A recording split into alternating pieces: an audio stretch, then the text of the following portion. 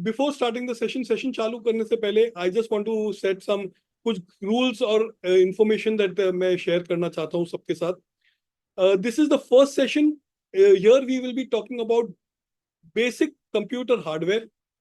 Computer hardware के basics क्या हैं, व्हाट आर द फंडामेंटल्स जो हम अवेयर होना चाहते हैं, हम कंप्यूटर्स के बारे में, होता क्या है, चलता कैसे है. बिकॉज जब हम अगले सेशंस जो आएंगे, which will be more detailed sessions, where we will be talking about hardware technologies, जो नई नई हार्डवेयर टेक्नोलॉजीज आ रही हैं, जो नए नए वर्चुअलाइजेशन के मेथड्स आ रहे हैं.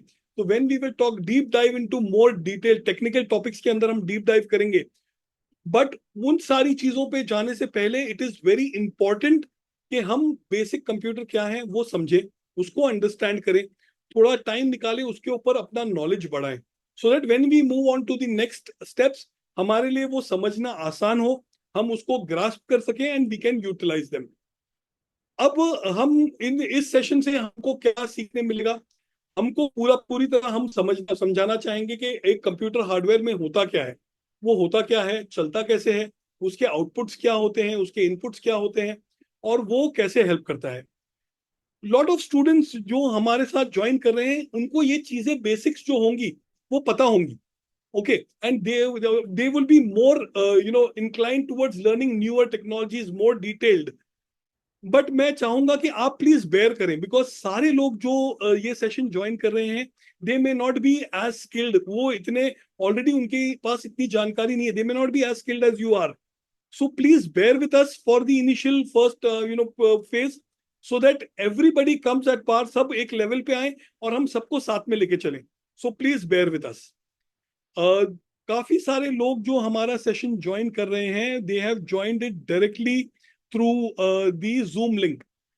मैं हारिस को रिक्वेस्ट करूंगा, हारिस आप हमारे चैनल का जो लिंक है वो चैट बॉक्स में डालें, सो दैट जो लोग सेशन डायरेक्ट जूम लिंक से ज्वाइन कर चुके हैं वो they can join our channel, because उस चैनल पे काफी सारी और इंफॉर्मेशन डाली जाएंगी which will be beneficial for all students.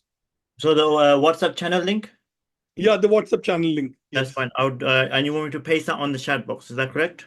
Yes, you need to do that. Okay, that's fine. I'll do that now.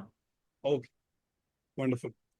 Okay, so now coming to the next steps. What हम लोग ने और क्या प्लान किया है कि जब ये फर्स्ट सेशन कंप्लीट होगा तो नेक्स्ट सेशन है about hardware technologies which is planned for next week. उसके बाद server virtualization, like Arhan had put in some questions about virtualization, how the computer handles virtualization, how server handles virtualization. तो इन सारी चीजों के ऊपर डिटेल्ड जानकारी दी जाएगी in the next session. But it is important to understand these sessions, because जो ये 3-4 सेशन है जो हमारा फर्स्ट फेज है, okay, on computer hardware is basically around hardware technologies. तो पहले कंप्यूटर हार्डवेयर क्या है, फिर सर्वर हार्डवेयर क्या है, सर्वर हार्डवेयर पे क्या टेक्नोलॉजीज रन हो सकती है, और कौन से डिफरेंट टाइप ऑफ टेक्नोलॉजीज है, जैसे AIX है, पावर सीरीज है, आइटेनियम है, सोलारिस है, इंटेल सर्वर्स है. तो इन सारी चीजों के ऊपर जानकारी अलग अगले सेशंस में दी जाएगी. बट आज है जो बेसिक कंप्यूटर है, ये सारे सेशंस जो बच्चा जो स्टूडेंट ये सारे सेशंस ज्वाइन करेगा, he will get a certificate. He will get a certificate from UMO stating कि आपने ये सारे कोर्सेज अटेंड किए हैं and you are ready to move to the next step. अब before actually starting the discussion एक final चीज मैं बोलना चाहूंगा कि I am of the assumption, मैं ये समझता हूं कि आपने जो हमारा पहला काउंसलिंग सेशन था वो आप सब लोगों ने अटेंड किया है, बिकॉज वो सबसे बेसिक है. वो जरूरी क्यों है, क्योंकि उस सेशन में आप डिसाइड करोगे कि आप क्या करना चाहते हो इन आईटी गोइंग फॉरवर्ड. तो जो हमने वी स्पोक अबाउट 13 ओवरआर्किंग आईटी की फील्ड्स के बारे में जो हमने बात किया था, ओके, वो फील्ड में से आप किस फील्ड में जाना चाहते हो ये आपका डिसीजन आप अभी लेना चाहिए, सो दैट आप उसके अकॉर्डिंगली अपना स्किल बढ़ाएं. सो आई एम श्योर आप लोगों ने किया होगा. अगर आप लोगों ने वो सेशन मिस किया है तो वो हमारे IMT न्यूज चैनल पे है अवेलेबल. आप यूट्यूब पे जाएं, IMT न्यूज पे जाएं, वहां पे जाके उस सेशन को आप रेफर करें और उस सेशन में समझ के आप डिसाइड करें what is it that you intend to do. ठीक है, तो now we will start with the actual course, the computer hardware. So computer hardware technologies okay. तो बिफोर स्टार्टिंग दैट मैं अपने बारे में बताना चाहूंगा. I am Furqan Patel. I work for one of the largest, globally largest IT multinational, and I head the Asia Pacific business for that organization. So it is the largest, globally largest IT company. Its name is IBM. तो मैं उधर काम करता हूँ, and technically I have also learned a lot in the last 25 years which I have been working in this field. Uh, I would want to say this important point. जब मैंने शुरू किया था अपना करियर, तो मैंने भी ये बेसिक कंप्यूटर हार्डवेयर से ही शुरू किया था. And from there I have reached where I am today. मैं वहां से मैं अपनी जर्नी यूज करके मैं आज चाहूँ वहां पे पहुंचाऊं. तो ऐसा नहीं है कि boss computer is very difficult. It is not difficult. Easy है. आपको सिर्फ क्या करना है, टाइम स्पेंड करना है, चीजों को समझना है, एंड आगे बढ़ना है. Okay, Haris, I think on the there are some students who are not able to join, so I think they are joining with the wrong link. Oh, तो आप somebody, one of you, Noor, somebody should put that link again in the channel. Okay, Yeah, because that's fine. Yeah, that's fine. I'll get Imran to do that. Okay. Okay, thank you.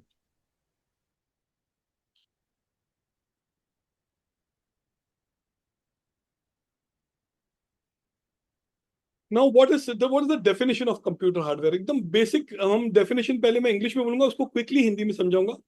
A computer hardware refers to a tangible physical component, okay, that makes up a computer system. These physical components and elements work together to perform various tasks and process data to enable interaction with the user and with the applications. Unlike software, which consists of program and applications that run on hardware, hardware is actually the machinery. So today what we are going to talk about is the machinery. अब इसको मैं थोड़ा आसान लफ्जों में हिंदी में समझाता हूँ, उर्दू में, कि जो एक कंप्यूटर हार्डवेयर है, it is a set of equipments, कुछ पुर्जे हैं. उन पुर्जों को जोड़ के जब बनाया जाता है, कंप्यूटर हार्डवेयर बनता है. और अगर आप देखें तो नीचे उसका मैंने एक इलस्ट्रेशन दिया है. तो एक कंप्यूटर बनाने के लिए क्या लगता है? एक मॉनिटर है, माउस है, कीबोर्ड है, स्पीकर है. जो सीपीयू है, जो मेन जो केस है, उसको सीपीयू बोलते हैं, सेंट्रल प्रोसेसिंग यूनिट. उसमें लगता है power supply, DVD, motherboards, fan, CPU, RAM, random access memory, VGA card, visual card, network card, hard disk, graphic adapters. बहुत सारी चीजें ऐसी लगती हैं जिससे एक पूरा कंप्यूटर तैयार होता है. सो this is what a computer is. अगर आप स्क्रीन पे देखेंगे तो ये पूरा इलस्ट्रेशन आपको दिया गया है. आई विल नॉट, मैं इस पे ज्यादा टाइम नहीं स्पेंड करूंगा because most of the people know it, but I am still telling this so that जिनको नहीं आइडिया है उनको पता चले. ठीक है. Now what are the categories of the computer hardware? The different categories in a computer hardware are basically input devices. कुछ devices हैं जो कंप्यूटर में इनपुट देते हैं. ओके, एग्जाम्पल है, जैसे एक कीबोर्ड है. जब हम कीबोर्ड से टाइप करते हैं तो हम डेटा कंप्यूटर के अंदर डाल रहे हैं, दैट इज एन इनपुट. हम जो माउस यूज करते हैं कंप्यूटर का, उससे हम फंक्शंस परफॉर्म करते हैं, that's again an input. Scanner है, हम जब डॉक्यूमेंट को स्कैन करते हैं, we scan, that is again an input. Microphone, camera हमारी पिक्चर लेता है, these are input devices. Okay, similarly अगर आप देखो तो फिर then there are output devices. तो ये जो इनपुट जाता है वो कहीं पे आउटपुट भी होना चाहिए. तो जो हम काम करते हैं वो हमको आउटपुट मॉनिटर पे, जो हमारा स्क्रीन है उसको मॉनिटर कहते हैं. दैट जो display that comes on the screen, okay, the visual display, it is an output that is coming, वो हमको दिखता है. So that's an output. when we give any data that we have, when we give a print command, we use it through a printer. हम print करते हैं तो that again is a physical output. Again speakers, जो हम सुनते हैं आवाज, वो कंप्यूटर से जनरेटेड है. जैसे अब मैं यहां से बात कर रहा हूं, आप लोग अपने स्पीकर्स पे सुन रहे हो, so that is again an output. So the computer consist of basically input and output devices. So there is an input system where the data or the commands are input into the computer, and then there is output devices where the data is processed and the output is given to the screen or the printer or whatever output devices are there. Now, again, other than this, what are other things that are there in the computer? There are storage devices. What are these storage devices? The storage devices are ये जो device होते हैं storage, ये होते हैं hard disk, memory chips, memory cards, जिसके ऊपर जो डेटा है, जो हम डेटा बनाते हैं, हम टाइप करते हैं या हम डाउनलोड करते हैं इंटरनेट से, so these are hard disk drives. Hard disk drives होते क्या है? Hard disk drive actually magnetic drives होते हैं, जिसके अंदर बाइनरी डिजिट्स में डेटा कैप्चर होता है। बाइनरी मतलब 0 और 1। अब ये समझने के लिए थोड़ा सा हम और डिटेल में जाएंगे कि एक कंप्यूटर सिर्फ 0 और 1 की भाषा समझता है, बाइनरी की भाषा, और उस बाइनरी के फॉर्मेट में वो पूरा डेटा अपने अंदर स्टोर करके रखता है। और ये अगर आप देखें तो जब अगर हम आज से 25 साल पहले जाएं, तो एक जो बाइनरी, एक जो स्टोरेज डिवाइस होता था, एक हार्ड डिस्क डिवाइस होता था, वो एक फ्रिज जितना बड़ा होता था, जिसमें 1 जीबी तो मैंने बहुत ज्यादा बोला, 10 MB या 20 MB data, megabyte of data store होता था। Today if you see, there are terabytes of data that can be stored on the chip. तो ये एडवांसमेंट हुए जा रही है। तो hard disk drive is basically a magnetic storage device. It has some moving parts. कुछ devices ऐसे होते हैं जो मैग्नेटिक नहीं होते, जिसमें आप इरेज और ये ज्यादा नहीं कर सकते, विच आर फिक्स्ड डिवाइसेस, जो हमारे जैसे मेमोरी कार्ड्स हैं, जो छोटे भी होते हैं, जिसमें इमूवेबल पार्ट्स होते हैं। तो they are hard disk drives बोलते हैं उसको। सॉलिड स्टेट ड्राइव्स, अब फ्लैश मेमोरी और फास्टर डेटा एक्सेस करने के लिए हार्ड डिस्क ड्राइव को और थोड़ा एनहांस किया गया और सॉलिड स्टेट ड्राइव्स बनाया गया। अब जो सॉलिड स्टेट ड्राइव्स होते हैं, जैसे मैंने आपको ऊपर भी बताया, इसमें भी कोई भी मूविंग पार्ट्स नहीं होता। जैसे मैग्नेटिक ड्राइव्स होती है, उसमें मूविंग पार्ट्स होते हैं जो डिस्क को मूव करते हैं, डिस्क में डेटा स्टोर करते हैं। सॉलिड स्टेट ड्राइव्स में कोई भी मूवेबल पार्ट नहीं होता। ये बेसिकली एक डिवाइस होता है जिसमें सिर्फ आपका डेटा यूजिंग बाइनरी कोड आपका इनपुट हुआ जाता है। Since there is no moving part, जिससे क्योंकि इसमें कोई भी मूविंग वाला पार्ट नहीं होता, ये एनर्जी एफिशिएंट है, ये ज्यादा पावर कंज्यूम नहीं करता। तो ये आप देखोगे तो लेकिन ये थोड़ा एक्सपेंसिव होता है। तो आप नॉर्मल कंप्यूटर्स में हम एसएसडीज नहीं यूज करते। एसएसडीज हम यूज करते हैं ज्यादातर इंपॉर्टेंट बड़े बड़े कंप्यूटर्स में या सर्वर्स में। ठीक है, अगर आपके कोई क्वेश्चंस हैं इससे रिलेटेड जो आप शायद भूल जाएं, तो आप प्लीज चैट बॉक्स में डालते रहिए। Then what we have is a flash devices, flash drives, USB drives. अगर आप देखें तो आज यूएसबी पेन ड्राइव हम सबको पता है, यू यूज इट। आप अपने कंप्यूटर में डालें, आप अपने लैपटॉप में डालें, you can, and these are very small devices, एक फिंगर के जितनी होती है, वो तो अब तो और भी छोटी छोटी हो गई है, आई एम श्योर हम सब जानते हैं। ये स्क्रीन पे अगर आप देखें तो मैंने मेमोरी स्टिक्स का थोड़े पिक्चर्स भी डाले, डिजिटल ड्राइव्स के पिक्चर डाले, जस्ट फॉर योर रेफरेंस। ये शुरू हुआ था फ्लॉपी डिस्क ड्राइव से, जो मतलब सालों पहले की बात है। अब तो ऑब्सोलीट हो गया, अब तो फ्लॉपी ड्राइव्स मिलते भी नहीं है। तो ये सारे जो स्टोरेज डिवाइसेस होते हैं, तो एक इंपॉर्टेंट कंप्यूटर का कंपोनेंट है storage devices. Understanding the storage devices ये इंपॉर्टेंट है, because when we get into server technologies, okay, these things will be very important for the students to really understand and learn, because we will be getting, हम इसके detail में जाएंगे in the upcoming sessions, right? Now we come to the processing units.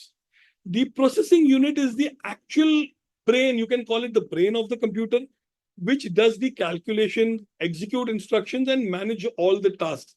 तो जो major काम होता है, जो दिमाग होता है कंप्यूटर का, जैसे इंसान का दिमाग है वैसे कंप्यूटर का दिमाग है, वो है CPU. What is a CPU? जैसे मैंने बोला, CPU used as a, often referred to as a, उसको कंप्यूटर का ब्रेन कहा जाता है। अब सीपीयू एक नॉर्मल कंप्यूटर जो होता है, जहां पे आप डेटा सेव करते हैं, इंटरनेट ब्राउज करते हैं, डॉक्यूमेंटेशन बनाते हैं, प्रिंट आउट लेते हैं, स्कैन करते हैं, घर के सारे काम जो भी आपके करने हैं वो करते हैं, वो एक नॉर्मल कंप्यूटर में सीपीयू होता है। बट अभी बच्चे काफी they are inclined towards gaming, there is a lot of games online. Online आप देखो जितने चाहिए उतने गेम्स अवेलेबल है, और these are graphic intensive games. तो इसमें जो प्रोसेसर यूज होता है उसको जीपीयू बोलते हैं, मतलब जो ग्राफिकल टास्क को इनहेंस करने के लिए बनाया गया है। तो उसका मेजर काम होता है कि जो ग्राफिक ओरिएंटेड काम है, या जो ग्राफिक ओरिएंटेड गेम है, या वर्चुअल रियलिटी है, ऐसी चीजें जब आप यूज कर रहे हो अपने कंप्यूटर पे, तो आपको जीपीयू लगता है, राइट? एक मैंने सीपीयू का एक एक एग्जाम्पल दिया है, एक पिक्चर डाली है, सो दैट पीपल अंडरस्टैंड ये कैसे दिखता है। This CPU is there, which is the brain of the computer. It is very important to understand this.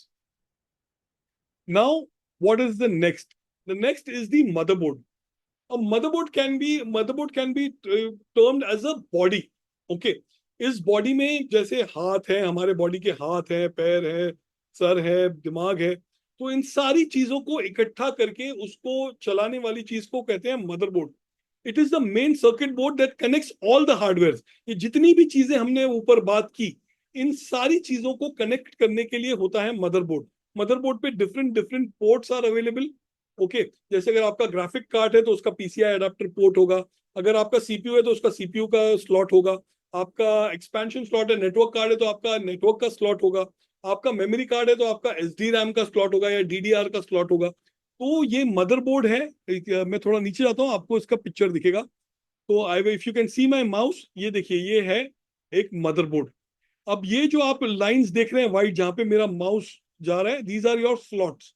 So you can have a visual graphic adapter, you can have a network adapter, you can have multiple other PCI devices that can be connected on your computer. जो computer पे लगाते हैं उसको PCI slots बोलते हैं. और ये normal एक कार्ड जैसे होते हैं, जो मतलब सिर्फ पकड़ना है आपको और इस स्लॉट के अंदर प्लग कर देना है. ठीक है. अगर आप मेरा अब देखें तो स्क्रीन पे जिधर मेरा माउस घूम रहा है, दिस इज योर सीपीयू. ठीक है. अब अगर आप we were talking about motherboard, so we spoke about expansion slots, we spoke about memory cards. Okay, connectors, there are various connectors for connecting your various ports and other functions, peripheral devices, storage devices. तो यहाँ पे आप जो देख रहे हैं, ये जो ब्लू है, ये व्हाइट है, इसमें आपके हार्ड डिस्क के कनेक्टर्स जाते हैं. सो ये सिंपल होता है. आप उसको ले, उसको प्लग कर दें, and once you plug it in, that particular hardware gets connected. Today the technology आज इतनी एडवांस हो चुकी है कि जब आप ये चीजों को कनेक्ट करते हैं तो it is auto plug and play. मतलब you don't have to get involve and you don't need to configure. आप वो ऑटोमेटिकली ऑपरेटिंग सिस्टम जो है वो उस पर्टिकुलर डिवाइस को डिटेक्ट कर लेता है और उसको ऑटोमेटिकली कॉन्फ़िगर कर लेता है. या अगर आपने कोई नया प्रिंटर अटैच कर दिया, या आपने कोई नया माउस अटैच कर दिया, आपका वायरलेस माउस अटैच कर दिया, ब्लूटूथ माउस अटैच कर दिया, तो you can easily attach these devices and use them. Now, what is the importance of understanding these things, that we are learning today? Knowledge about hardware, मतलब ये today, आज की classes के बाद मैं चाहता हूं कि हम जितने भी लोग हैं इस कॉल पे, वो ये नहीं बोले कि मुझे कंप्यूटर्स नहीं आता.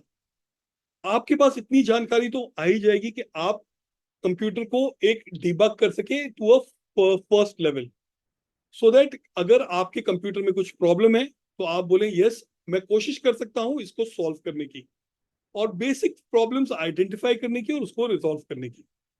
अगर उसमें कुछ थोड़ा बहुत अपग्रेड करना है तो वो भी करेंगे. तो that is what we will learn today. Now, other than problem solving, customization, मतलब अगर आपको कोई एडिशनल ग्राफिक कार्ड इंस्टॉल करना है. परफॉर्मेंस ऑप्टिमाइजेशन, मतलब if you want to add more memory और you want to optimise operating system to give a better performance, मतलब operating system को फाइन ट्यून करना है कि वो बेटर परफॉर्म दे. और या आपको इस सेशन से इतना तो पता चले कि जब आपको अपने लिए कंप्यूटर खरीदना है तो आप अंडरस्टैंड करें कि बॉस आपकी यूजेज क्या है, and accordingly you can decide and you can purchase your computer. So this is what we are going to understand in the next few pages. कि आपको या तो वो रिपेयर में काम आ जाएगा, मतलब कुछ प्रॉब्लम आ गई तो कस्टमाइजेशन के लिए, या आप खुद खरीदना चाहते हैं कंप्यूटर अपने लिए, अपने ऑफिस के लिए, सो दैट यू अंडरस्टैंड कि कैसे क्या क्या चीजों को ध्यान में रखना पड़ेगा for purchasing a computer. So now let's get into a little bit more detail.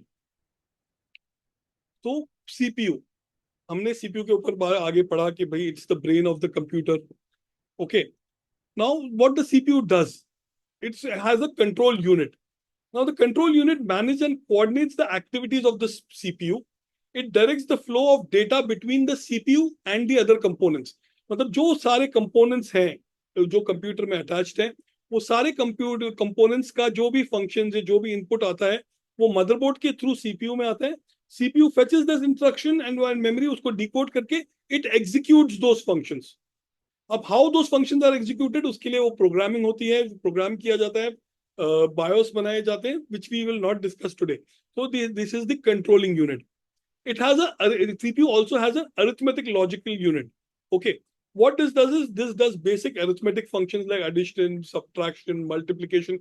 Because जैसे मैंने बोला था बाइनरी में यूज हुआ होता है, तो ये सारी चीजें उसमें आती हैं, तो जो मैथ्स है वो यूज होता है. इसमें लॉजिकल ऑपरेशंस होते हैं, जैसे एंड, और, इफ, नॉट, अगर कुछ दो चीजें हैं तो दिस और that, if or something else, yes or no. तो ये जो सारे लॉजिकल यूनिट्स होते हैं वो होता है सीपीयू के अंदर. And other than that there is a lot of other registers in the CPU. These are high speed storage locations within the CPU used to hold temporary data, because जब भी CPU के अंदर कुछ चीज आती है इंफॉर्मेशन, तो जब तक वो उस इंफॉर्मेशन को एग्जीक्यूट नहीं करे उसको वो डेटा स्टोर करना पड़ेगा. So these registers are there. Now common type of registers are accumulator, there are program counters and instruction registers. Accumulator क्या करता है, ये इमीडिएट रिजल्ट्स ऑफ अरिथमेटिक को और लॉजिकल ऑपरेशंस को स्टोर करता है और उसको प्रोसेस करता है. Program counter holds and address the next instructions. मतलब एक सीक्वेंस में जब चीजें होती हैं तो प्रोग्राम काउंटर ये करता है कि पहला इंस्ट्रक्शन ये है, इसको एग्जीक्यूट करना है, उसके पीछे ये है, उसके पीछे ये, तो वो काउंटर बना के रखता है उस चीजों का. ठीक है. एंड जो इंस्ट्रक्शन रजिस्टर है वो उन चीजों का ध्यान रखता है कि बॉस कौन से इंस्ट्रक्शंस एग्जीक्यूट हो चुके हैं, कौन से नहीं हुए, और किन चीजों को करना है. ठीक है. Now again important after the CPU on the CPU architecture of CPU is the core and threads. अब ये कोर एंड थ्रेड्स जानना बहुत जरूरी है, जो काफी इंपॉर्टेंट है. जैसे अरहान ने before starting the session he asked about multitasking cores. So the एक CPU का जो प्रोसेसर है वो मल्टी कोर होता है. And the core also allows multiple operating systems. मतलब वो अलाउ करता है कि बहुत सारी चीजें एक साथ चले. अब एक मशीन पे अगर एक सीपीयू है जो बहुत पावरफुल है, बट अगर हम उस पर हम उतना यूज नहीं कर रहे, तो वो क्या करेगा, एक वर्चुअलाइजेशन उस सीपीयू का एक हिस्सा एक पर्टिकुलर पोर्शन के लिए यूज करेगा, दूसरा दूसरे पोर्शन के लिए यूज करेगा. So those cores and threads are multiple threads are managed. So that is called as hyper threading. So let's get into detail, one by one. Now, आज की तारीख में जो CPUs आ रहे हैं ना, these are very modern CPUs, often multi-core. They means they have multiple processing units और multiple cores. Like अगर आप देखने जाओगे तो आपको कंप्यूटर देखने जाओगे, आप पूछोगे कि भैया कौन सा CPU है, बोलेगा Intel 8 core CPU, 16 core CPU, 4 core CPU. So there are multiple cores in every CPU. Now single core CPUs can process one task at a time, but multi-core CPUs can process multiple tasks. मतलब एक 4 core CPU मतलब वो एक साथ में 4 अलग अलग चीजों के टास्क भी परफॉर्म कर सकता है, और ये बहुत फास्ट चलता है. हम सोचें उससे काफी फास्ट. तो आप जैसे इनपुट दोगे, आप जैसे आप कुछ एक्सेल में आपने कुछ फॉर्मूला टाइप किया, वो फॉर्मूला का आंसर आपको फटाक से देता है. तो वो ये एक्चुअली बहुत फास्ट चलता है. एंड टेक्नोलॉजी दिन ब दिन एडवांस होती जा रही है. इसके अंदर क्या होता है, हाइपर थ्रेडिंग. के हाइपर थ्रेडिंग इज इंटेल, ये बेसिकली इंटेल की प्रोप्राइटरी टेक्नोलॉजी है that allows one single CPU core to act as two different logical cores. मतलब अगर एक कोर है, 4 कोर सीपीयू है, तो वो पहले कोर में भी वो मल्टीपल थ्रेडिंग, हाइपर थ्रेडिंग कर सकता है कि वो एक कोर में भी उसने 4 थ्रेड बना दिए, तो वो एक कोर भी 4 चीजों का काम एक साथ कर सकता है. सो दैट इज मल्टीटास्किंग और hyper threading, you can call it. So these are important things. जब आप कंप्यूटर लेने जाते हैं, या आपका जो कंप्यूटर है आपके स्कूल में, आप अंडरस्टैंड करें कि वो सिंगल कोर सीपीयू है, मल्टी कोर सीपीयू है, कौन सा सीपीयू है. और अगर आपको खरीदना है तो आपकी यूजेज कितनी हैवी है. आप क्या सिर्फ पिक्चर देखेंगे उसके ऊपर, या इंटरनेट ब्राउज करेंगे, या फिर आप उसके ऊपर थोड़ा डिटेल काम करेंगे, जैसे प्रोग्रामिंग या विजुअल ग्राफिक है, गेमिंग है. तो अगर आप चीजें करें तो that's how you will decide कि आपको कितना हैवी सीपीयू चाहिए.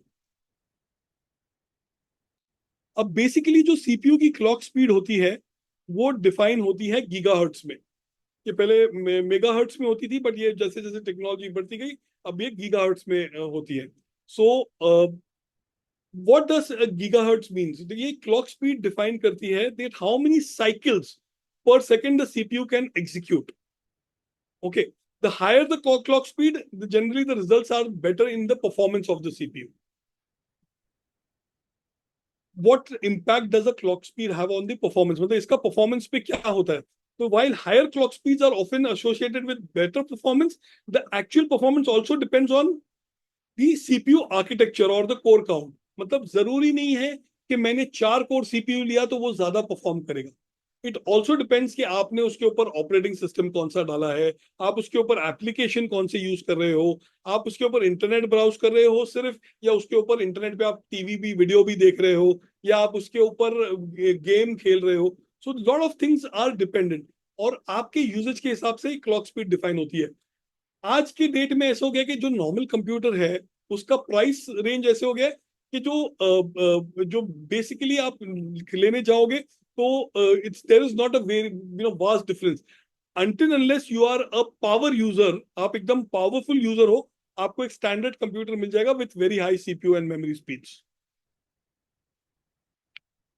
Now then the next is the cache memory. Now cache memory, जैसे जो मदरबोर्ड पे एक ब्लैक कलर का जो डॉट था, डॉट नहीं एक चिप थी. Cash memory is a small amount of high speed memory located again on the board or on the CPU, and it stored frequently accessed data. What it does is वो save नहीं, that data on a cache memory is not saved, वो save नहीं करता, वो सिर्फ data लेता है और देता है. It keeps accessing data frequently and uses instruction to reduce the access time.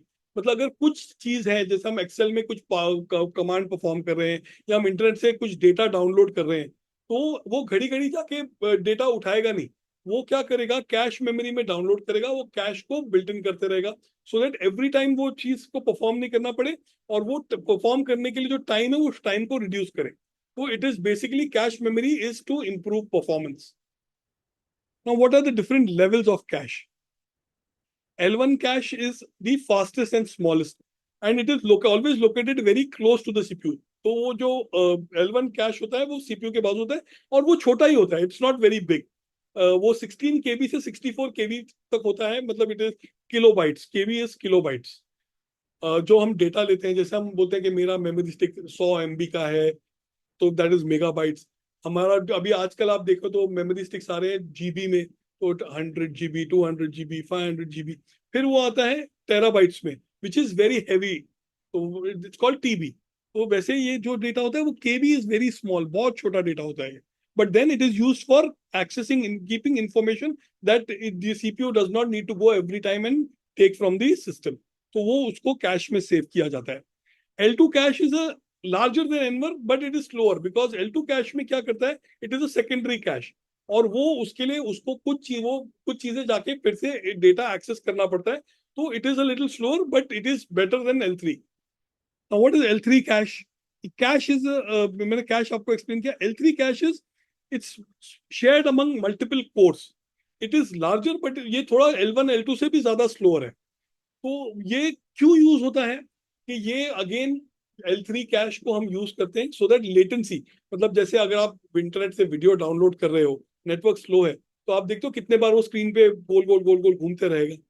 So that to reduce that latency the cache memory is there. तो वो क्या करेगा, वो डाउनलोड, अब जैसे जैसे देखते जाओगे वो डाउनलोड करते रहेगा, और पहले से चीजों को डाउनलोड करके रखेगा, पहले से चीजों को एक्सेस करके रखेगा. डाउनलोड तो मैं सिर्फ एक एग्जांपल दे रहा हूँ. फ्रॉम अ सीपीयू पर्सपेक्टिव वो उस डेटा को एक्सेस करके रखेगा सो दैट उतना टाइम कंज्यूम नहीं हो. So that is what the L3 cash is. See this is how a cache memory looks like. ये आप देखेंगे मदरबोर्ड पे, या आप अपने मोबाइल पे भी देखेंगे, आपका मोबाइल का सर्किट है वो भी कुछ ऐसे ही दिखता है, उसके ऊपर भी आपको कैश मेमोरी होगी, फिक्स्ड स्टोरेज स्पेस होगी, तो ये ऐसी होती है. And these other things that you can see, these smaller are registers, capacitors, ये जो छोटे छोटे दिख रहे हैं आपको आजू बाजू में, these are all those things which we spoke about ऊपर, जिसके बारे में हमने ऊपर बात की. So coming back to the cache memory.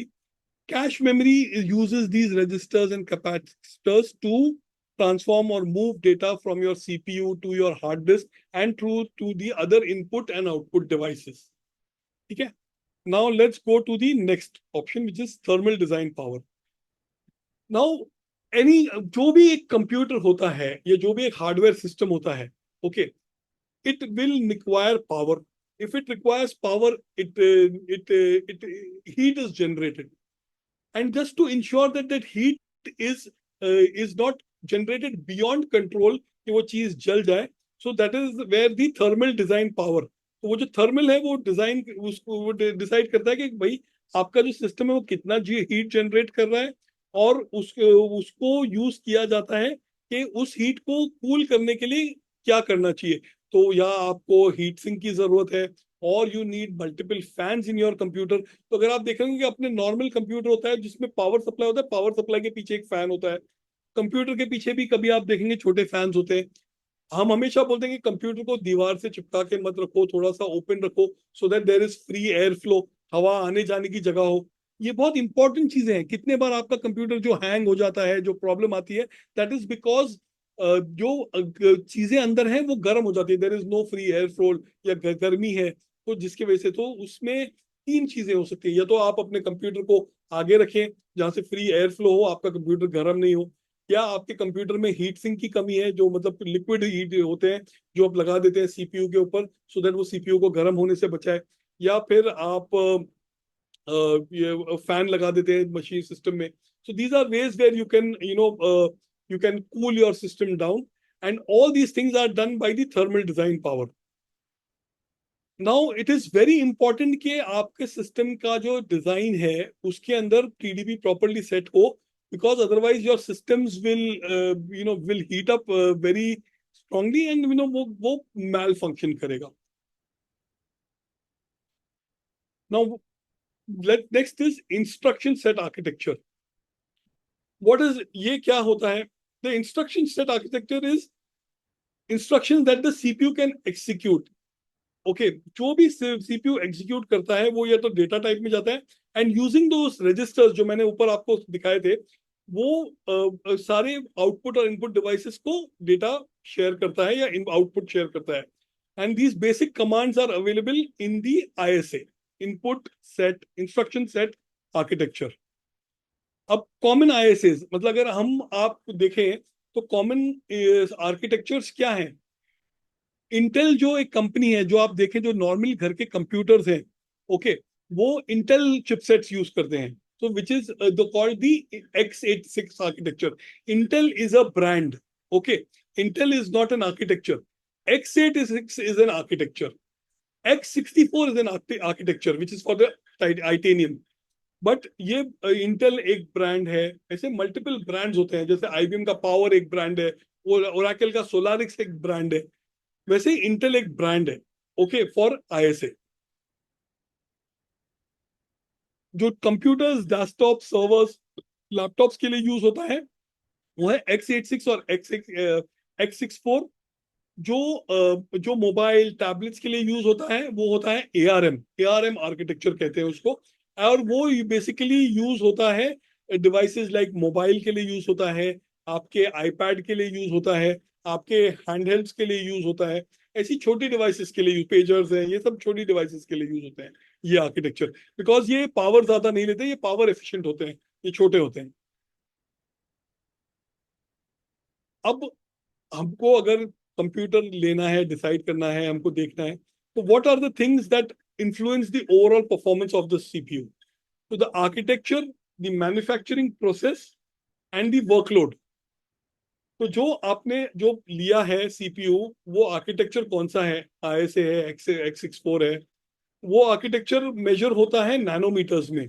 और जितना आप x86 का जितना डिटेल आर्किटेक्चर वाला सिस्टम आप लोगे, उतना ज्यादा वो परफॉर्मेंस बेटर देगा, उतना उसका कंजम्पशन पावर का लो होगा। And Intel is the lead in the computer hardware for basically desktops and laptops. Today if we see almost 90% से भी ज्यादा Intel computers, Intel architecture use किया जाता है, इंटेल का चिपसेट्स यूज किए जाते हैं आपके कंप्यूटर्स में। तो आप जब भी आप लैपटॉप डेस्कटॉप लेने जाओगे या उसके बारे में पढ़ोगे, आपका कौन सा लैपटॉप है, आप देखोगे कि वो इंटेल सर्वर होगा। तो उसके अंदर क्यों इंटेल सर्वर क्यों बोलते हैं, क्योंकि उसके अंदर इंटेल हार्डवेयर, इंटेल का चिपसेट यूज होता है। और ये इसके अलग अलग ब्रांड्स होते हैं, जैसे लेनोवो, HP, डेल, ये सब अलग अलग कंपनीज हैं जो ये कंप्यूटर, हुआवे, जो ये कंप्यूटर्स बनाती हैं और हम वो जाके मार्केट से खरीद सकते हैं। अब CPU has evolve significantly over the years. जैसे मतलब व्हेन आई स्टार्टेड मेरा करियर इन आईटी, तब सीपीयू का जनरेशन अलग था। अब विथ टाइम लोगों ने रिसर्च एंड डेवलपमेंट करते करते करते the technology enhancement has happened multi-folds। मतलब हमारे टाइम पे तो मतलब एक इंटेल का बॉक्स मतलब बेसिकली थोड़े ही फंक्शंस परफॉर्म कर सकता था। बट टुडे इफ यू सी, आपका एक कंप्यूटर सिस्टम, आप उस पर म्यूजिक भी बजा सकते हो। म्यूजिक बजाते हुए आप साथ में कुछ डाउनलोड करने रखा है, आप डाउनलोड कर सकते हो, प्रिंट आउट कर सकते हो, स्कैन, मल्टीपल एक्शंस आप एक साथ कर सकते हो, बिकॉज वो सीपीयू इतना टेक्नोलॉजिकली एडवांस्ड है कि वो एक साथ में मल्टीटास्किंग कर सकता है, बहुत सारे फंक्शंस का एक साथ में बहुत सारे काम कर सकता है। और जैसे जैसे वक्त गुजरेगा, आई थिंक ये रिसर्च चालू है और चीजें और टेक्नोलॉजिकली एडवांस होती रहेंगी। अगर क्वेश्चंस हैं आप प्लीज डालें, we will address those questions. अभी जो इंटीग्रेशन है, ओके, फॉर दी सीपीयूज, तो जो मॉडर्न सीपीयूज हैं वो क्या करते हैं कि वो आपके एडिशनल कंपोनेंट्स है उसको ग्राफिक यूनिट्स के साथ, मेमोरी कंट्रोलर्स के साथ तो करके आपका परफॉर्मेंस इंप्रूव करेगा। जैसे अगर आपने ग्राफिक कंट्रोलर डाल दिया आपके कंप्यूटर में, ऐसा नहीं है कि वो ग्राफिक कंट्रोलर नहीं डाला तो नहीं चलेगा, आपका स्क्रीन पे डिस्प्ले आएगा, आपको गेम भी दिखेगी, सब चीजें होंगी।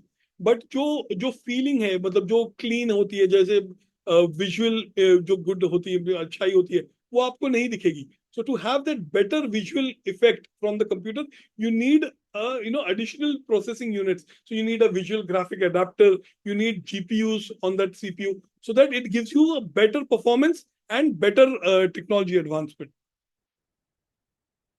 Now, मैं जैसे आपको ऊपर एक्सप्लेन कर रहा था कि what are the considerations that you need to do to select, आपको क्या सोचना है to to decide what CPU or what computers that you need to buy। तो फर्स्टली आपको सोचना पड़ेगा कि भाई मेरा इस पे काम क्या है, what is the purpose of this particular purchase। So you determine whether your CPU is being used for gaming or for content creation, for general work like Word, Excel, PowerPoint, database management, some basic, or maybe high skilled work like animation creation or programming or multitasking of environments or running multiple jobs। So आपका purpose क्या है वो देखना सबसे ज्यादा जरूरी होता है। उसके बाद इंपॉर्टेंट होता है बजट कितना है। तो bye selecting a computer, budget is very important, because जितना आप महंगा लेने जाओगे उतना महंगा कंप्यूटर मिलेगा, बट आपका बजट होना चाहिए। तो purpose, then budget, and then ensuring compatibility. तो जब आप सीपीयू लोगे तो आपको देखना है कि भैया वो मेरे पास जो मदरबोर्ड है, अगर मैं उसका सीपीयू एनहांस करना चाह रहा हूँ तो वो मदरबोर्ड पे कंपैटिबल है कि नहीं, वो रैम के साथ में जो मेमोरी है, मेमोरी के साथ में कंपैटिबल है कि नहीं, वो चलेगा या मेल फंक्शन करेगा। सो कंपैटिबिलिटी मतलब I just give an example of RAM, but compatibility with various other thing, operating system, multiple चीजों के साथ compatibility. So these are the basic 3 important things to help you decide आपको कौन सा computer लेना है। आपका पर्पस, आपका बजट और आपकी compatibility. Now ending it all, CPU is very important. ये आपका सेंट्रल प्रोसेसिंग पावर है आपके सिस्टम का।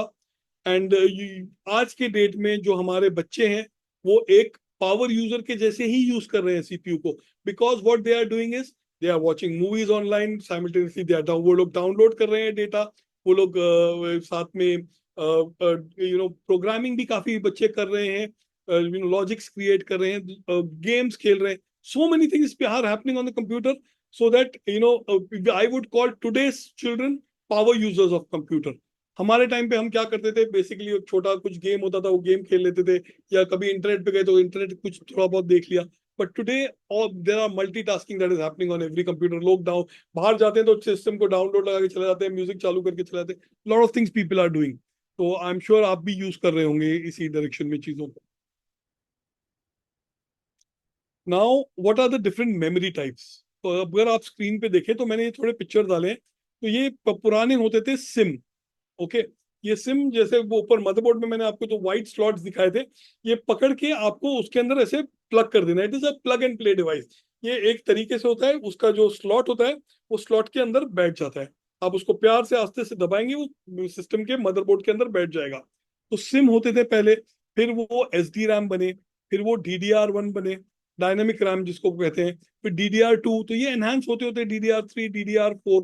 तो ये एनहांसमेंट्स होती गई सो दैट वो मेमोरी ज्यादा हो सके, काम ज्यादा एक साथ कर सके, परफॉर्मेंस बेटर दे सके। तो इसके लिए जैसे हमारे सीपीयू को भी एनहांसमेंट्स मिली, वैसे ही मेमोरी को भी एनहांसमेंट्स मिली with time. Now what is RAM? RAM is random access memory. RAM is primarily a volatile memory that is used to store data and instructions, but it is only stored temporarily. It does not save data. मतलब वो कुछ भी चीज save करके नहीं रखता कि मैंने सीपीयू और मैं मशीन बंद कर दिया और मैं बाद में आया तो मुझे वही डेटा फिर से मिलेगा। नहीं, वो डेटा नहीं मिलेगा। वो डेटा आपको अगर आपके सिस्टम में सेव नहीं है तो वो आपको नहीं मिलेगा। आपके मेमोरी को अंदर जो आपका एक्शंस परफॉर्म्ड है, ये सिर्फ वही होता है इसके अंदर। So this is called as random access memory. अब रैंडम एक्सेस मेमोरी में दो टाइप ऑफ मेमोरीज होती है। इसमें होती है dynamic RAM which I set on top, and static RAM. The most common type of RAM is dynamic RAM. ज्यादातर computers और लैपटॉप्स में डायनामिक रैम यूज होता है। The other type of memory is static RAM. Static RAM क्या होता है? ये faster होता है, बट ये डायनामिक रैम से काफी एक्सपेंसिव होता है। इसको घड़ी घड़ी रिफ्रेश नहीं करना पड़ता, ये ऑटोमेटिकली रिफ्रेश करता है। वो कैश मेमोरी के साथ में काफी ज्यादा काम करता है, सो दैट सीपीयू से कैश मेमोरी जो डेटा पिकअप करेगा वो मेमोरी में डालेगा, और वो जो साइकिल है उस साइकिल को फास्ट हेसन कर देगा। तो that's where it is static RAM. But static RAM normally higher end machines में होते हैं या सर्वर में होते हैं। तो हम जो यूज करते हैं नॉर्मली वो है dynamic RAM, D RAM, which is dynamic RAM. आपके जो कंप्यूटर्स हैं, जो आपके स्क्रीन चल रहा है, जो आपका कंप्यूटर चल रहा है, वो मेजरली डायनामिक रैम पे चल रहा होगा।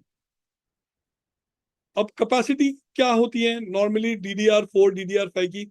मतलब आप सोचो कि ये फिक्स्ड मेमोरी नहीं है, बट फिर भी आप इसकी कैपेसिटी देखो देखो, जैसे 4 GB, 8 GB, 16 GB, 32 GB, इतना तो खाली मेमोरी अवेलेबल है प्रोसेस को चर्न आउट करने के लिए, गोल गोल करने के लिए, कि सीपीयू से कैश से इनपुट को, टास्क को परफॉर्म करने के लिए जो घूमता रहे डेटा, वो उसके लिए इतनी मेमोरी लग रही है आजकल।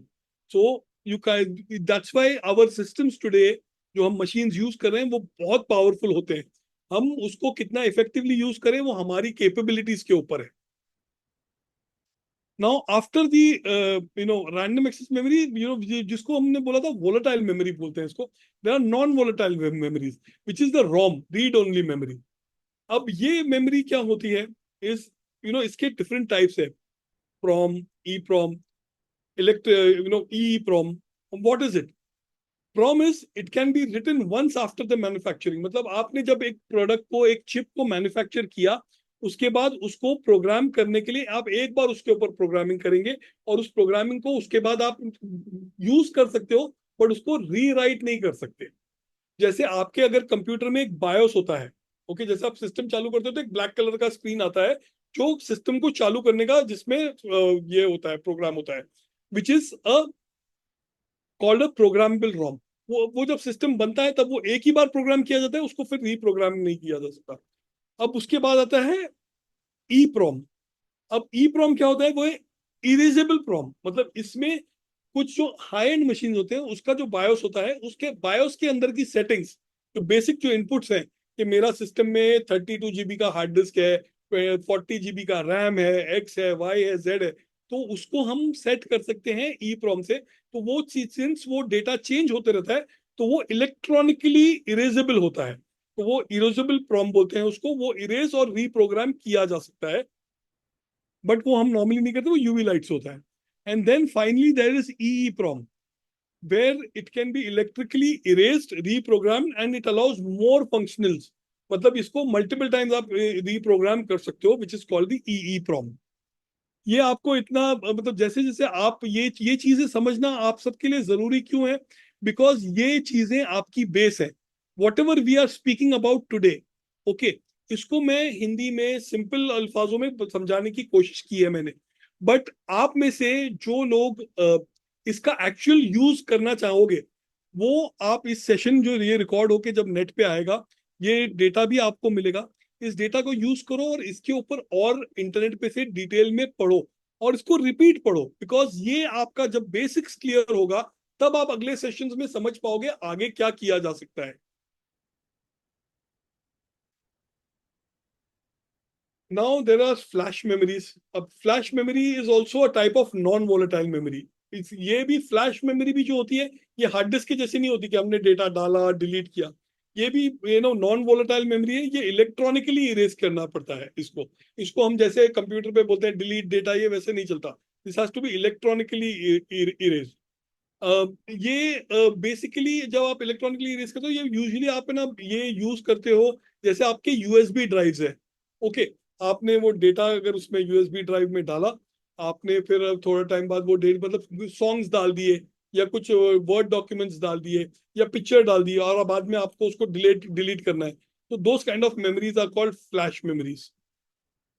Now where are these flash memories used? ये आपके यूएसबी ड्राइव्स में होता है, सॉलिड स्टेट ड्राइव्स में होता है, और ये हाई स्टोरेज कैपेसिटी के लिए यूज होता है, बिकॉज ये मतलब टेम्पररी होता है, मतलब ये और भी थोड़े से वोलाटाइल भी होते हैं, ये ज्यादा चलते नहीं है। जैसे आपके मेमोरी स्टिक है, आप देखोगे 1-2 साल बाद वो प्रॉब्लम देने लगती है, बिकॉज वो उतने प्रॉपरली उसको उसका you cannot reprogram it, or you cannot clean it, or you cannot do much about it. वो जब तक चलेगा तब तक चलेगा, उसके बाद नहीं चलेगा।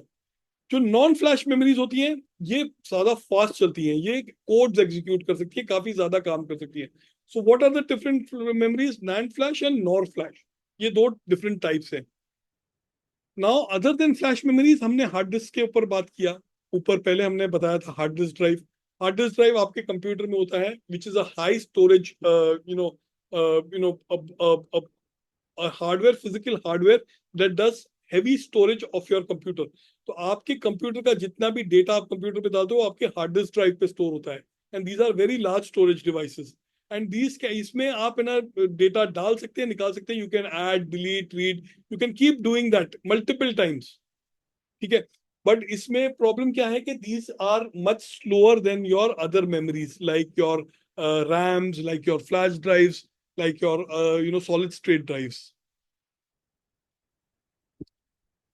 अभी सॉलिड स्टेट ड्राइव्स में भी देर आर देखिए, जैसे मैं बोल रहा हूँ ना कि हर चीज को टेक्नोलॉजिकली एडवांस किया जाता है, विद टाइम उसके अंदर और चीजें बढ़ाई जाती है। तो जो सॉलिड स्टेट ड्राइव्स में एडिशन ऐड किया है वो है साटा। Okay, SATA SSD uses, it's an interface. It's called interface. It is for offering faster speeds than hard disk. तो जो SATA डिस्क होती है वो एक नॉर्मल हार्ड डिस्क से ज्यादा स्पीड अप होती है, ज्यादा फास्ट होती है। और उसका वो क्यों होती है? Because their connection on through the motherboard is through a SATA connection and not through an IDE connection. ठीक है। Similarly there are NVMs SSDs which are using PCI slots। मतलब जो मैंने आपको व्हाइट कलर के जो बड़े स्लॉट दिखाए थे मदरबोर्ड पे, उसके अंदर एक कार्ड डालो और उसके ऊपर से आप एक एक्सटर्नल ड्राइव कनेक्ट करो। So those are NVM disks and these are also solid state drives। Now cache memory मैंने फिर से यहाँ पे बताया है। कैश मेमोरी आपको समझ में आ गई, वर्चुअल मेमोरी आपको समझ में आ गई।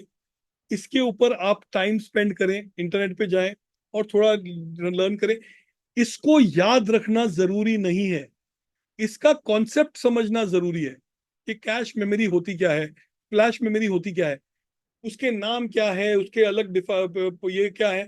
वो इतना जरूरी नहीं है। आपके लिए जरूरी क्या है? CPU को जानना, मदरबोर्ड को जानना, आपका हार्ड डिस्क कौन सा है, साटा हार्ड डिस्क है, SSD है या नॉर्मल हार्ड डिस्क ड्राइव है, ये सारी चीजें जरूरी है।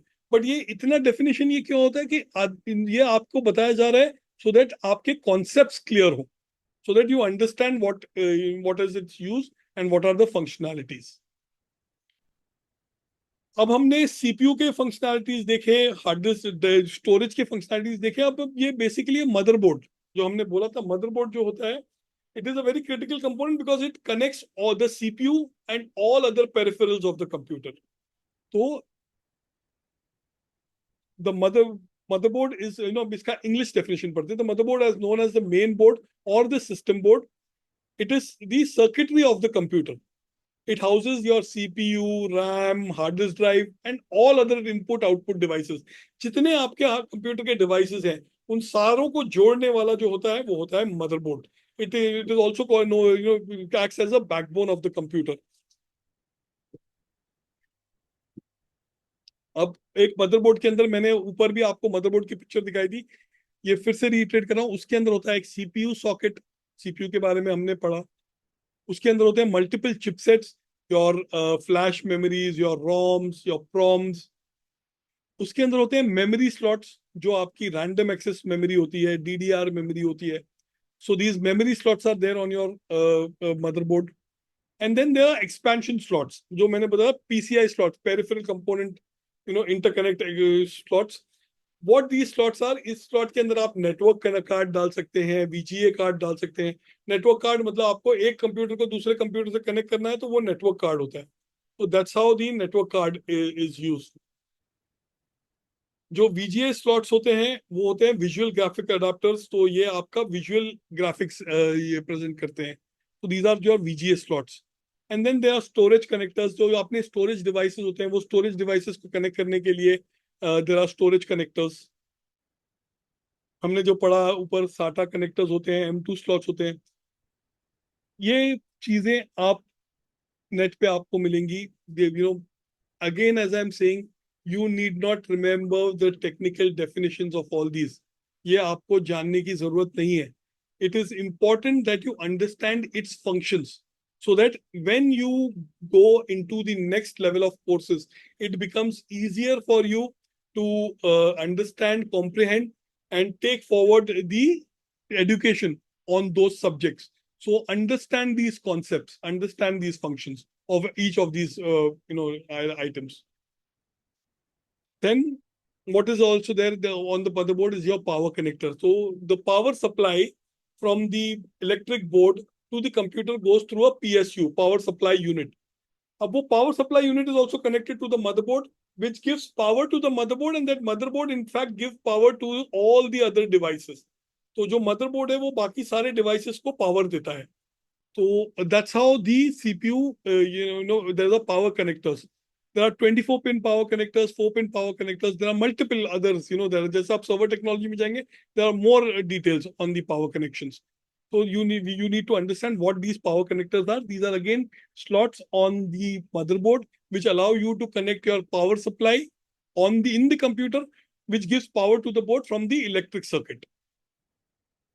Then the input output ports, जैसे आपको USB माउस कनेक्ट करना है, USB प्रिंटर कनेक्ट करना है, ऑडियो साउंड के लिए ऑडियो जैक्स कनेक्ट करना है, वीडियो आउटपुट के लिए वीडियो केबल कनेक्ट करना है. So these are input output ports are also a part of your motherboard. तो जैसे मैंने ऊपर आपको एक्सप्लेन किया, बायोस है या फर्मवेयर है, तो ये भी सारे आपके मदरबोर्ड पे होते हैं. ठीक है. Now on your motherboard there are multiple factors, like ATX, जो मतलब स्टैंडर्ड्स. मुझे फैक्टर्स क्या होते हैं कि मतलब जो स्टैंडर्ड स्लॉट्स होते हैं, कि जैसे अगर हमने कुछ कार्ड्स लिए वो स्टैंडर्ड स्लॉट्स होते हैं. जैसे अभी एक ब्लूटूथ भी एक स्टैंडर्ड बन चुका है, USB एक स्टैंडर्ड बन चुका है. जैसे अब पुराने टेक्नोलॉजी थी USB 1 था, अब USB 2.0 आ चुका है. So these are form factors. तो अब जैसे हमने सोचा था कि बॉस हमको अगर एक CPU डिसाइड करना है तो हमको देखना पड़ेगा हमारा यूजेज क्या है, हमारा बजट क्या है. वैसे let's see what are the important things to decide a motherboard. तो कंपैटिबिलिटी. कोई भी चीज का मदरबोर्ड डिसाइड करने से पहले आपको सबसे पहले चेक करना पड़ेगा the compatibility with the CPU. तो अगर आप एक हायर गीगाहर्ट्ज का CPU लेना चाह रहे हैं तो उसके लिए एक अलग मदरबोर्ड का सेट होगा. अगर एक लोअर ले रहे हो तो उसके लिए अलग motherboard. So compatibility testing with your CPU, memory and other desired configuration of your computer is basically the first important point two decide आपको मदरबोर्ड कौन सा लेना चाहिए. अदर इंपॉर्टेंट पॉइंट्स इज, अगर आपको देखना है what kind of features you want to use. कि अगर आपका ग्राफिकल ये है, ग्राफिक कार्ड है, तो उसके लिए अंदर PCI स्लॉट चाहिए. अगर आप USB माउस और USB प्रिंटर है तो उसके अंदर आपके पास मल्टीपल USB स्लॉट्स होना चाहिए. अगर आप अगर ब्लूटूथ है तो उसके अंदर ब्लूटूथ इनेबल्ड होना चाहिए. So these features are also very important for you when you are deciding your motherboard. So first is compatibility between your main systems, and then there are the features. And then finally, more importantly, is the future expansion.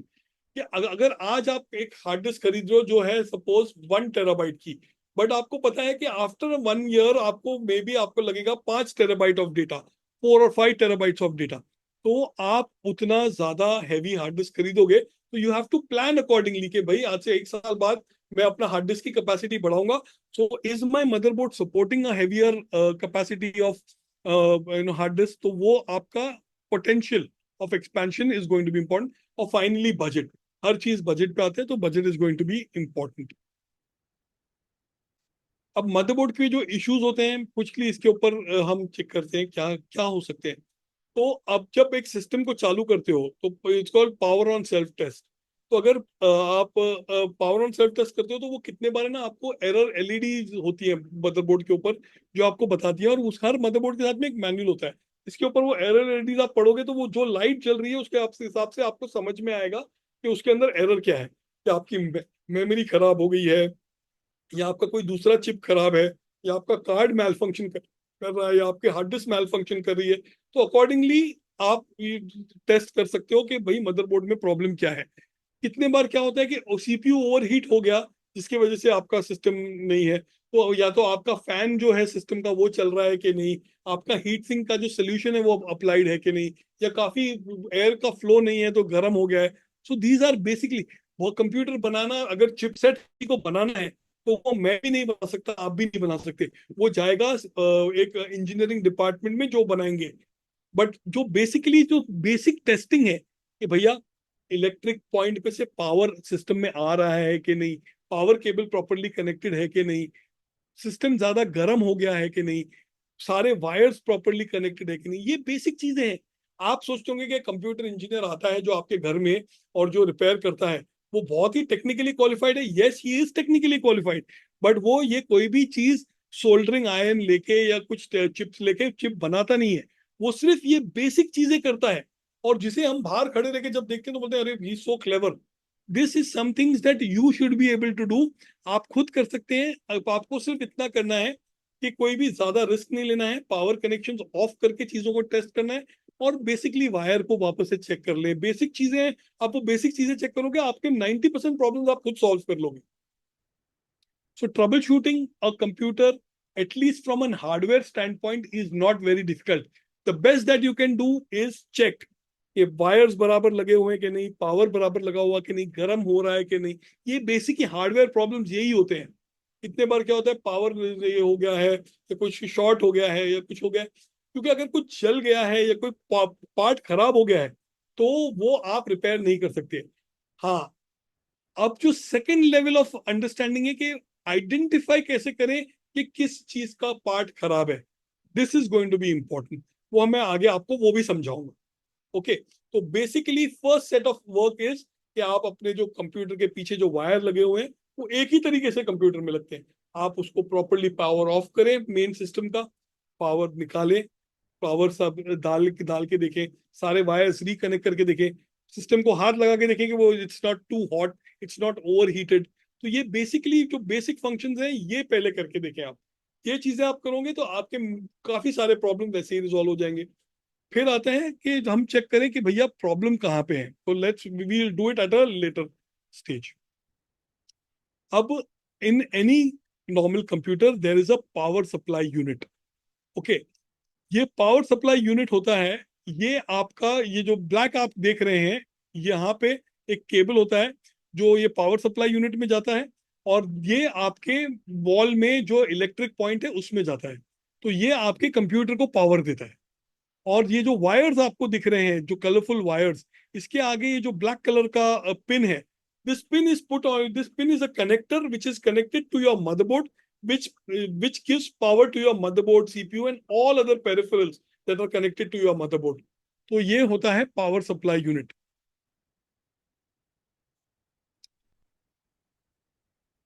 What is the working of this unit? ये आपके power को AC से DC में convert करता है। ये voltage को regulate करता है कि अगर कहीं वोल्टेज सर्ज हो तो वो सर्ज आपके मदरबोर्ड को या आपके मदरबोर्ड से कनेक्टेड पेरिफेरल्स या डिवाइसेस को खराब नहीं करें। ओके, तो ये इंपॉर्टेंट चीजें होती हैं जो फंक्शंस जो एक पावर सप्लाई यूनिट परफॉर्म करता है। अब एक पावर सप्लाई ये जो डब्बा है ये पावर, इसके अंदर क्या क्या होता है? अब ये इसके अंदर जो जो मैकेनिक्स होते हैं, जो इंजीनियर्स होते हैं, इलेक्ट्रिकल इंजीनियर जो इसको रिपेयर करते हैं, तो वो ट्रांसफार्मर्स होते हैं, रेक्टिफायर्स होते हैं, कैपेसिटर्स होते हैं, वोल्टेज रेगुलेटर्स होते हैं। तो ये इलेक्ट्रिकल इंजीनियरिंग का काम है। ये भी हम कर सकते हैं, it is not very difficult, क्योंकि जो रजिस्टर्स होते हैं, कैपेसिटर्स होते हैं, वो बड़े बन के आते हैं। उसके लिए आपको एक सोल्डरिंग आयरन चाहिए। आपको पता होना चाहिए कि आपका जो करंट रजिस्टर है वो किस कैपेसिटी का है, तो आप जो उसके एवज में जो दूसरा लगा रहे हैं वो सेम हो, और हम कम मतलब रॉन्ग चीज नहीं लगा दें और पूरी चीज को जला न दे। तो इसके लिए आपको प्रॉपर एजुकेशन लेना जरूरी है इलेक्ट्रिकल इंजीनियरिंग के बारे में, या इलेक्ट्रिक के बारे में। और ये जैसे जैसे आप training, detail training, technical knowledge लोगे, ये चीज करेंगे। और नॉर्मली ये सारा काम होता है बैकएंड में, इंजीनियरिंग डिपार्टमेंट में, या रिपेयर सेंटर्स में, जहाँ पे ये चीजें बनाई जाती हैं। Now, what are the different type of power supplies? As I said, power supply important है, उसका function important है understand करना. There are multiple different types. ATX, SFX, then modular, non-modular. इनको आप पढ़ें. It is important for you to understand the concept. It is not important for you to remember these names, because nobody is going. This is not a Kaun Banega Crorepati where we are going to ask you these names. But if you don't understand the concept of the power supply, or of the function of what an ATX power supply does, or what is an SFX power supply, so that is going to be a problem, because this is something you will need in your next sessions. I think we are running short of time, so I will be continuing. I think people are there, people want to hear, so I will continue. Question answer session, we will do it at a separate, different time maybe. So I'm going to continue with the session. So ATX power supply, this is the most common type of power supply. जो आज हर desktop और laptop में जो power supply होता है, वो होता है ATX. It is a form of a connector. This is normally a 24-pin connector. वैसे ही SFX पावर सप्लाई होता है, this are design for small form factors, मतलब ये छोटी चीजों के लिए डिजाइन किया जाता है।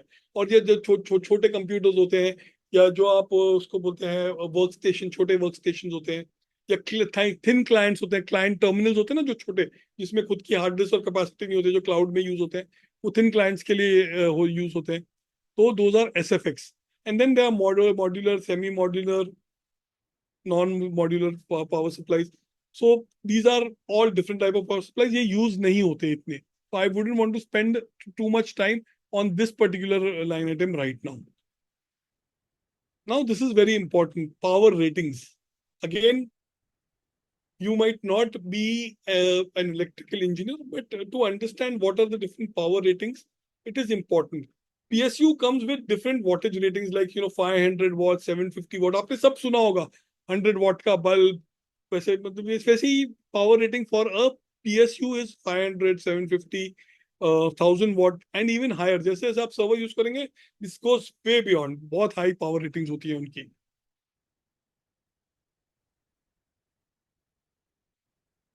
Now, what is required for choosing a power supply? The most important thing is the wattage. आपका CPU, मदरबोर्ड और जो आपके सारे पेरिफेरल्स है, उन सारी चीजों को इफेक्टिव अप्रोप्रिएट पावर देने के लिए कितना कंजम्पशन होगा PSU का, वो डिसाइड करेगा आपका वॉटेज, और वो डिसाइड करेगा आप कौन सा पावर सप्लाई यूज करते हैं। तो योर वॉटेज रिक्वायरमेंट, जैसे आपका CPU अगर बोलता है कि मैं 100 वॉट्स, तो आपका CPU लेगा, 70 वॉट्स आपका मदरबोर्ड लेगा, दूसरे पेरिफेरल डिवाइसेस है वो आपके 400 वॉट लेंगे, तो आपको 750 वॉट पावर सप्लाई चाहिए। तो वो जितना, अगर आपका ये सारी चीजें टोटल करके हो रहा है 600 वॉट, तो आप उससे थोड़ा ज्यादा 750 वॉट लेंगे। अगर आप उसके अंदर graphic card, network card, printer, scanner, मतलब काफी सारी चीजें, ब्लूटूथ के डिवाइसेस ऐड कर रहे हैं जो और power consume, so that means then you need a higher rating of power supply.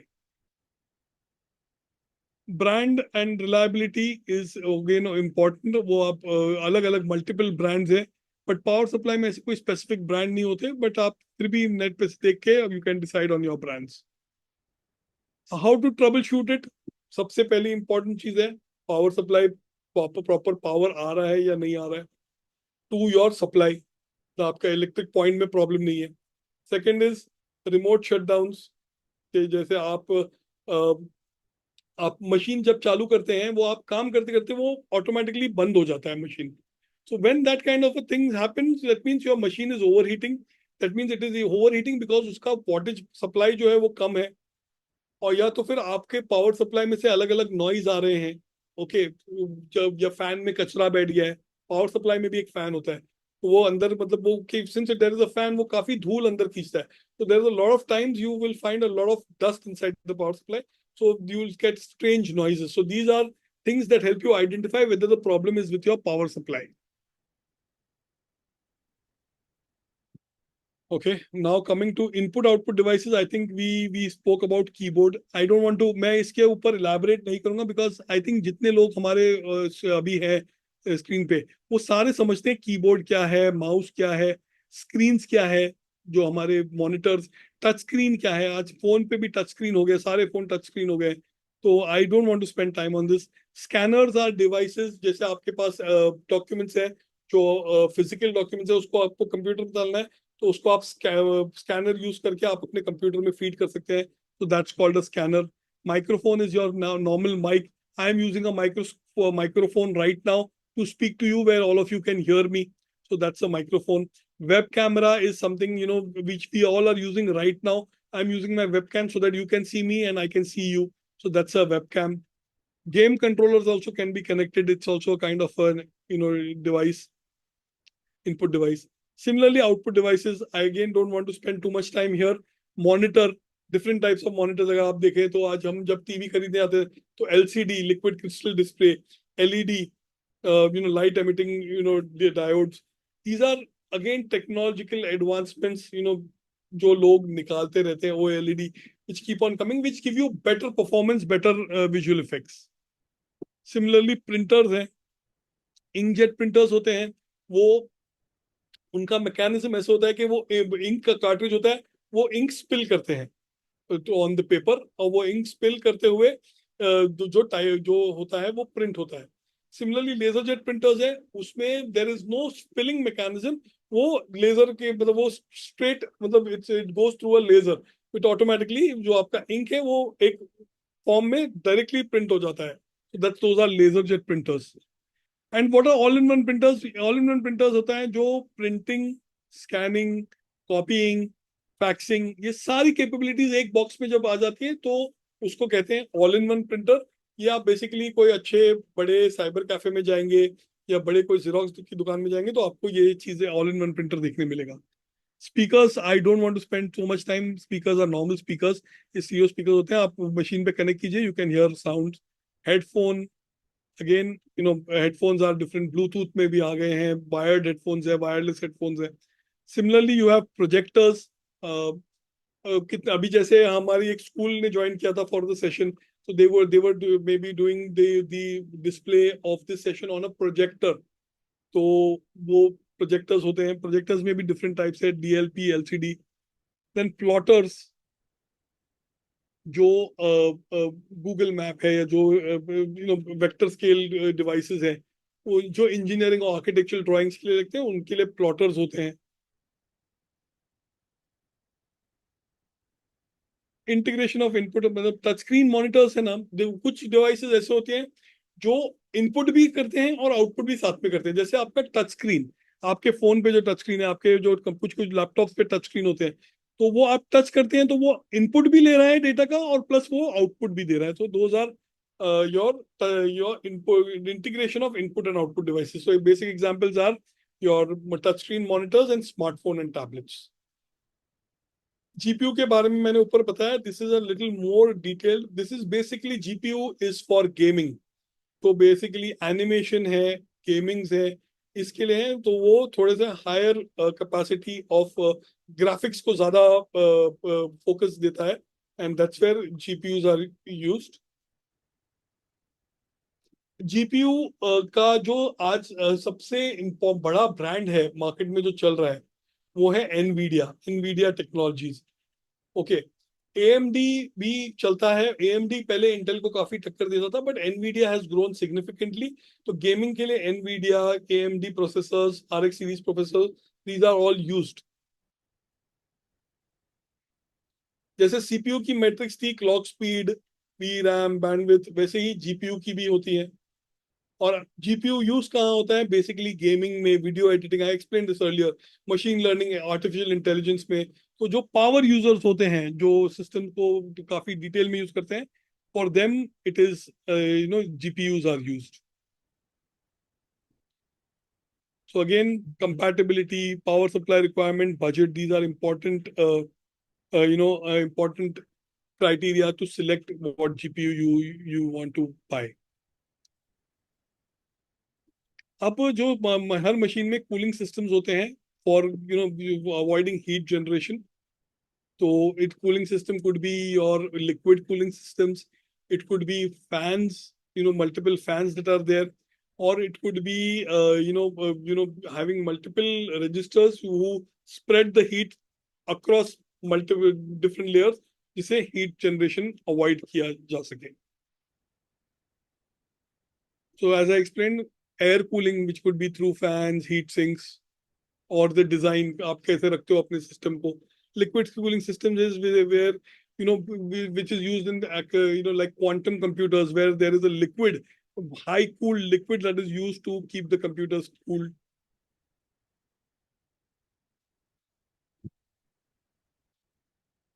Now this thread thermal management technologies, again ये thermal paste होता है. It is a kind of a white paste that is put on the CPU so that जैसे हम गाड़ी में coolant डालते हैं, वैसे CPU के ऊपर भी ये white paste लगाते हैं so that it does not heat the CPU too much, वो थोड़ा heat को consume करे.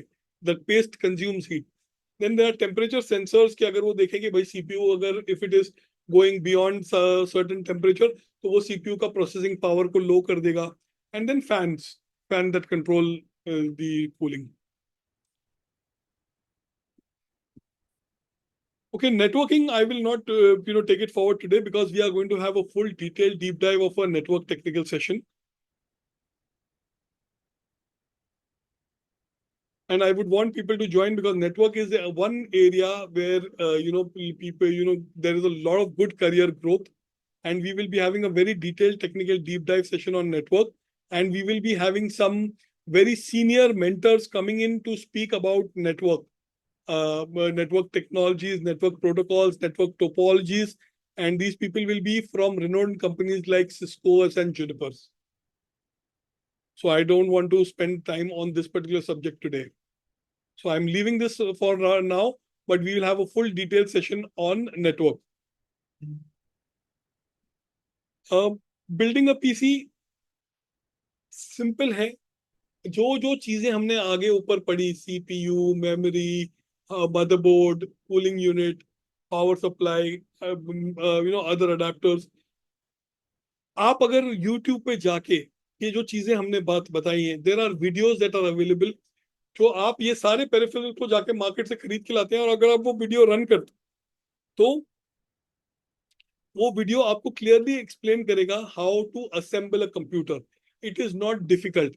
एक जैसे ब्लॉक की गेम होती है ना, जैसे एक चीज को दूसरी चीज में फिट करना, वो एक ही तरीके से फिट होगी उस सिस्टम में, बट कंपैटिबिलिटी चेक करना, जो हमने ऊपर एक्सप्लेनेशन दिया, उसको समझ के कि हर चीज दूसरी चीज से कंपैटिबल है, वो जला नहीं दे या वो हीट नहीं कर दे, वो अगर आपने क्राइटेरिया रखा तो कंप्यूटर आप भी बना सकते हैं. Spend some time, go on YouTube and see how to assemble a computer. मैं फाइनल एंड करने से पहले, what does the essential components? CPU, motherboard, memory, hard disk, graphic card, power supply, एक कंप्यूटर केस जिसके अंदर ये सारी चीजें बैठेंगी, a cooling system and an operating system. मैंने यहाँ पे एक थोड़ा प्रोसेस भी बनाया है how to assemble a computer in this. So first you gather your tools, which are like your screwdriver and your anti-static wristband, because these are all chips and all. So it is important to have an anti-static wrist strap on your hand so that वो static current जो हमारे body से pass होता है वो कोई चीज को खराब नहीं कर दे. Then to install a CPU, open the CPU socket and plug it onto your motherboard correctly. Apply paste on the CPU, put the fan on side the CPU, install the memory. ये चीज आप YouTube पे देखोगे, ये same इसी direction में. Install the motherboard को case के अंदर, स्क्रू 4 स्क्रू होते हैं, केस को रखना है बोर्ड के ऊपर, उसको स्क्रू लगाने हैं. इंस्टॉलिंग द पावर सप्लाई, उसके भी 4 स्क्रू लगाने हैं, और जो पावर सप्लाई का जो केबल्स मैंने आपको दिखाए थे वो मदरबोर्ड पे प्लग इन करना है. Connect the storage unit. Again, there are connectors where your hard disk can be connected. So these all things are simpler. Connecting जो physically करना है वो simpler है. अगर आपने आपके criterias of compatibility testing and all are done correctly, you can install a computer effectively. Similarly, अगर आपका memory छोटा हो गया है, आपको upgrade करना है, तो you can upgrade with using the similar. Important is testing of compatibility with your different devices that are already there in your computer. So that's it. These are basically, I will also upload this particular document in a couple of days on our channel, our WhatsApp channel, so that you can all access this document and utilize this to the fullest. अब आपके जो, since we crossed our time limit, आपके जो questions है आप please हमको mail करें, okay, and we will answer it. और अगर आपने already आपके question chat box में डाले हैं, तो वो chat box में से पढ़ के हम उसको WhatsApp channel पे उनको answer कर देंगे. So thank you very much for your time. ये एक सेशन था जिससे हमने कोशिश की आपका कॉन्सेप्ट क्लियर करने की, बट इस 3 चीजों को बार बार 2-3 बार पढ़ना जरूरी है for you to grasp this knowledge. और फिर थोड़ा इसके ऊपर थोड़ा रिसर्च करो यू नेट पे, तो आपको ये चीज समझ में आ जाएगी. It is not rocket science, it is simple. Spend time. अगर आपने नेक्स्ट 1 वीक में before the next session, even if you spend 1 hour, I think that should be more than enough for all of you to understand this more in detail and utilize it. We will be sharing this particular this on our channel so that you all can use it. Okay, students, thank you very much for your time, and I would want to see you in the next session. Great.